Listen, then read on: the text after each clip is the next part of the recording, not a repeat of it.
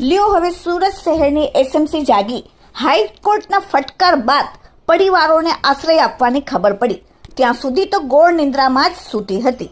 સુરત શહેરના નાસિરનગરમાં થયેલ ડિમોલેશનને આજે 28મા દિવસ પૂર્ણ થઈ ચૂક્યા છે। લાંબા સમયથી ખુલ્લા આકાશ નીચે ન્યાયની આશામાં બેઠેલા પરિવારોના સંઘર્ષ બાદ આખરે હાઈકોર્ટને કડક વલણ અપનાવ્યું। હાઈકોર્ટ દ્વારા કરવામાં આવેલ કડક ટકોરને પગલે સુરત મહાનગરપાલિકાનું કુંભકર્ણ નિંદ્રામાં સૂતેલું વહીવટતંત્ર આખરે હરકતમાં આવ્યું।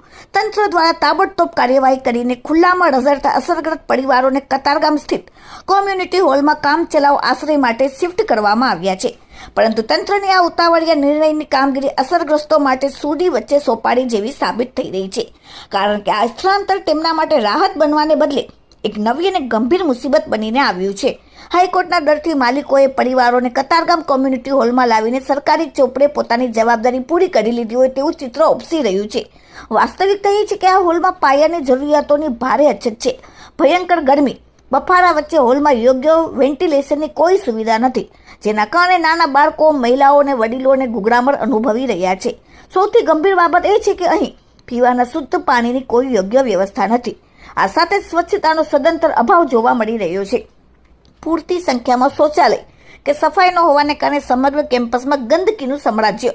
સ્થાનિક જાવેદ શાહે જણાવ્યું કે 28 દિવસ પછી જે ડિમોલેશન થયું, ભૂતિયા ડિમોલેશન નાસિરનગરમાં, તેને 28 દિવસ થઈ ચૂક્યા છે। અત્યારે હાઈકોર્ટમાં અમારો કેસ ચાલી રહ્યો છે અને હાઈકોર્ટના આદેશ પછી સુરત મહાનગરપાલિકા જાગી છે।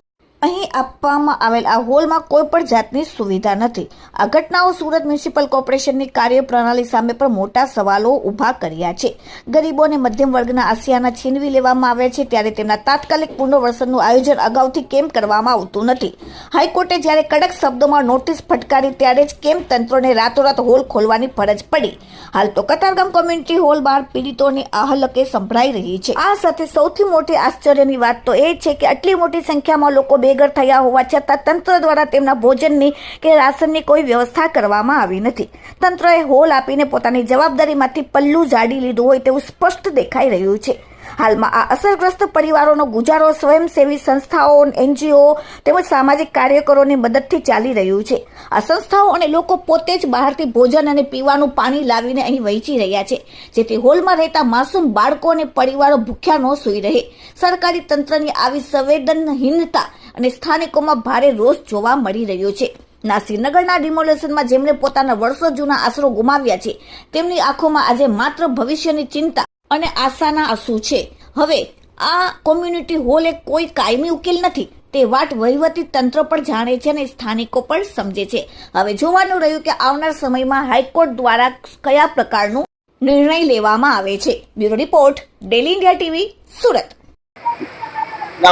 મારું નામ સાબિર ખાન છે। સાબિરભાઈ, આજે હવે ડિમોલેશન કર્યા બાદ 28 દિવસ બાદ તમને કોમ્યુનિટી હોલ લેવા ફાળવ્યો છે, કઈ રીતની અસુવિધા છે? અહીંયા 28 દિવસ પછી અમને હોલ આપેલું છે, કોમ્યુનિટી હોલ બરીમાતા રોડ ઉપર।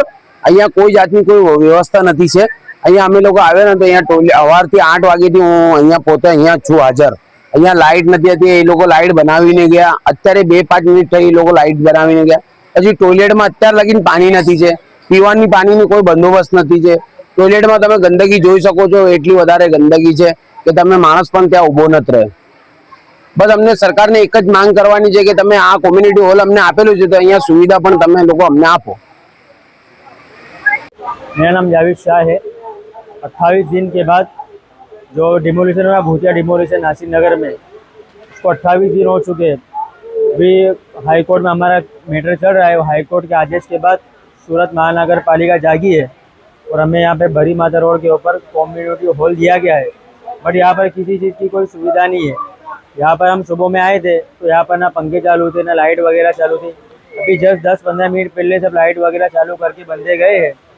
और इसी तरह दूसरी बात ये है कि यहाँ पे टॉयलेट बाथरूम जो है उसके अंदर ना पानी है, वहाँ पे नल टूटे हुए हैं।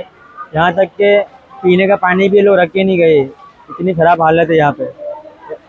तो हमारे तो बस यही कहना चाहिए कि हमारे को सब सुविधा दे दे।